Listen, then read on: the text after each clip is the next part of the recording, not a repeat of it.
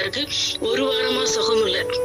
Ulcer ஜாஸ்தி ஆகி ஒரே வாந்தி வந்து ஃபங்க்ஷனுக்கு போன இடத்துல திருச்சியில ஆஸ்பத்திரியில அட்மிட் பண்ணி ட்ரிப்ஸ் எல்லாம் ஏற்றி நாங்க கூட்டிட்டு வந்திருந்தோம். ஒரே விக்கல் நிக்கவே இல்லை. அல்சர் வலியெல்லாம் கேட்டுருச்சு, எல்லாம் கேட்டுருச்சு, விக்கல் நிக்கவே இல்லை. தொடர்ந்து விக்கிக்கிட்டே இருந்தாங்க.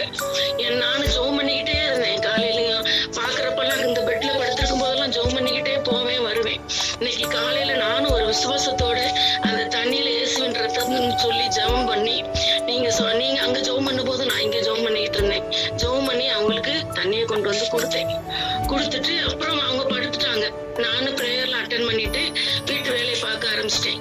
கொஞ்ச நேரம் ஆக ஆக விக்கல் அப்படியே கொஞ்சம் கொஞ்சமா குறைஞ்சிருச்சு. இப்ப நிறைய குறைஞ்சிருச்சு. இப்ப கொஞ்சம் எப்பமாவது ஒரு தடவை தான் விக்கல் வருது. ஆண்டவர் அற்புதங்களை செய்கிறவர்ன்றத இன்னைக்கு எங்க வீட்டுக்காரர் கண் கூட பார்த்திருக்காரு. இதன் மூலமா அவர் மாறி வர்றதுக்கு எவ்வளவோ சான்ஸ் இருக்கு. ஆண்டவர் தான் அவரை வழி நடத்தணும். இந்த சாட்சியை நான் இந்த வேலையில எல்லாருக்கும் தெரியப்படுத்துறேன். ஜெபம் பண்ண எல்லாருக்கும் நன்றி.